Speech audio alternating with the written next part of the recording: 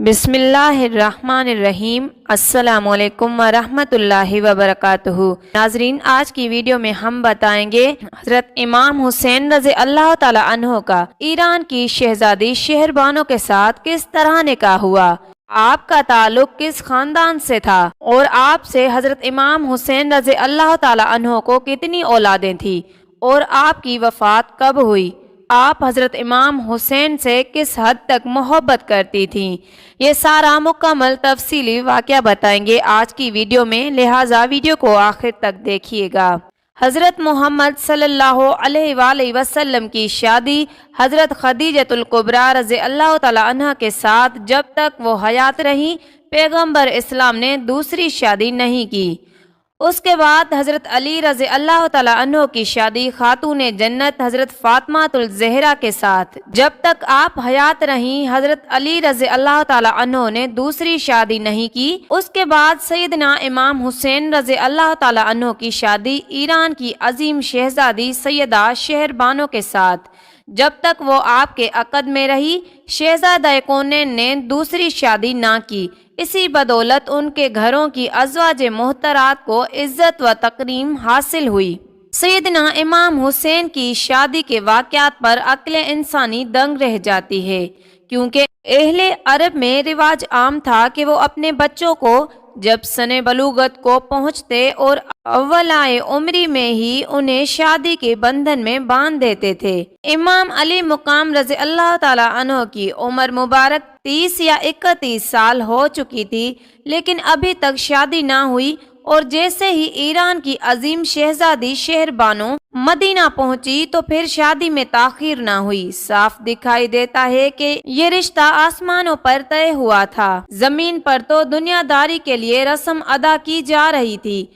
آج ہماری اکثریت اس جستجو میں پریشان ہے کہ وہ کیا تاریخی عوامل تھے جن کے بنا پر اہل ایران اہل بیت کی محبتوں کے اسیر ہوئے۔ آپ صلی اللہ علیہ وآلہ وسلم نے فرمایا تھا، میں دنیا میں اس وقت آیا جب عادل کی حکمرانی تھی۔ آپ کے اس قول میں خوشی کا تاثر نمایاں ہے۔ سیدہ شہربانو بنت یزید جرد بن شہریار بن خسرو پرویز کا اصل نام شاہ زنا تھا۔ یہی نام زیادہ افضل اور معتبر ہے، لیکن جس نام کو شہرت حاصل ہوئی وہ شہربانو ہے۔ آپ کے والد کسریٰ 31 ہجری کو اپنی ہی ریاست مرو کے حاکم ماہوی کے ہاتھوں ہلاک ہوا تو اس کا خاندان اور وفادار سپاہ کا دستہ صوبہ استخر میں آ کر مقیم ہو گیا، جو شروع ہی سے اس خاندان کا مضبوط مرکز رہا تھا۔ 33 ہجری کو اسی صوبے میں کارن نامی شخص نے مسلمانوں کے خلاف شدید بغاوت کی، جسے گورنر عبداللہ بن عامر کے حکم پر شریک بن اور حارثی نے کچل دیا۔ 34 ہجری کے آخر میں کسریٰ یزید جرد کی زوجہ ملکہ فارس بھی اپنے خاندان کو داغ مفارقت دے گئیں، تو اب خاندان میں واحد خاتون شہزادی شہربانو تھیں جو اپنی والدہ کے فراق میں نڈھال تھیں۔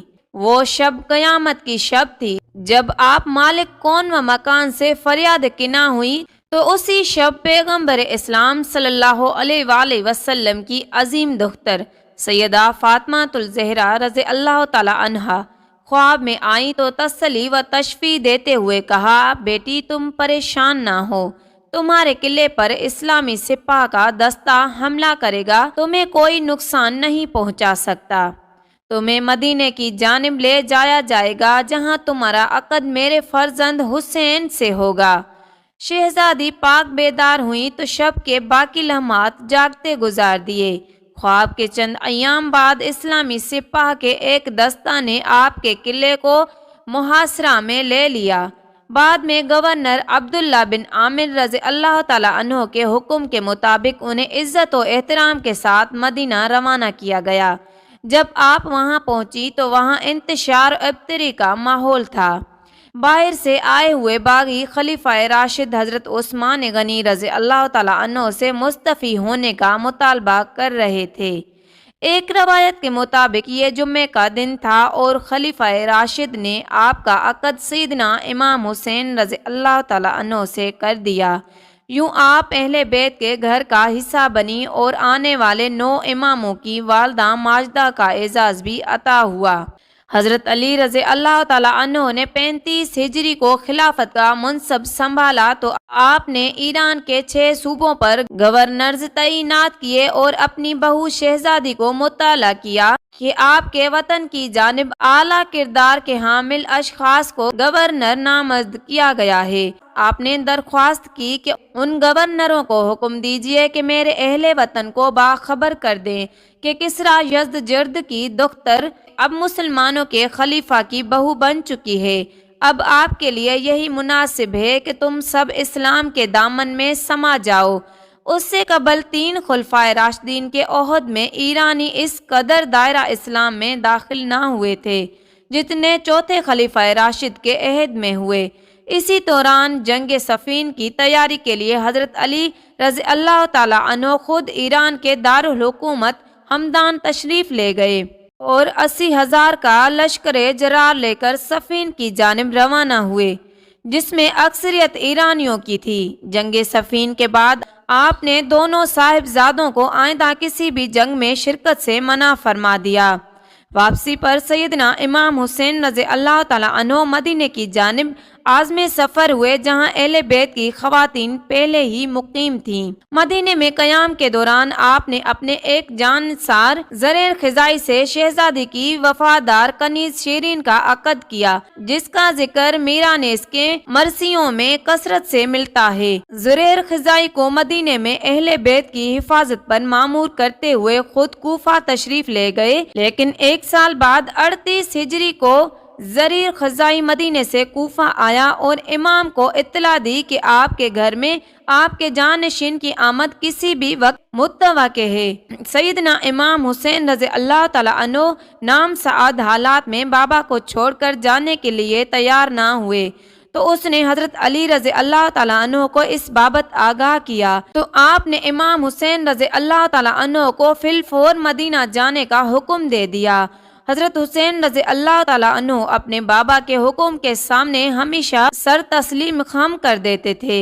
आप 18 शाबान 38 हिजरी को मदीना पहुँचे जबकि आपके फर्जंद अली ज़ैनुल आबिदीन 5 शाबान को अहले बैत के घर को रोशन कर चुके थे। जैसे ही इमाम मदीने में कदम रंजा हुए तो वहाँ की फिजा सोगवार थी। आपके एक गुलाम ने आंसुओं और आहों में बताया कि गरीबों पर करमस्तानियाँ करने वाली अजीम शहजादी रहलत फरमा चुकी है। आपने इस जान फिजा खबर को सब्र तहम्मुल के साथ सुना और आसमान की जानिब चेहरा मुबारक करके फ़कत इतना कहा, ए मालिक, ए आका, अगर तू इस पर राज़ी है तो हम तेरी मंशा पर खुश हैं। आपने अपनी अजीम जोजा का जनाजा खुद पढ़ाया और अपने मुबारक हाथों से अपनी वालदा माजिदा के पहलू में मदफून किया। अहले ईरान जो अपने बादशाहों को अपना हीरो गिरदानते थे, सहने करबला के बाद उनको हमेशा के लिए फरामोश कर दिया और नवासाए रसूल उनके बेहतर जानसारों को अपने अज़हाने व क़लूब में हमेशा के लिए बसा लिया। अहले ईरान ने 1400 साल कबल अपने सीनों में अहले बैत के लिए जो शगुफ़े कहलाए वो आज भी इसी तरह तारो ताज़ा हैं। नाज़रीन, ये थी हमारी आज की वीडियो। उम्मीद करती हूँ पसंद आएगी। जज़ाकल्लाह।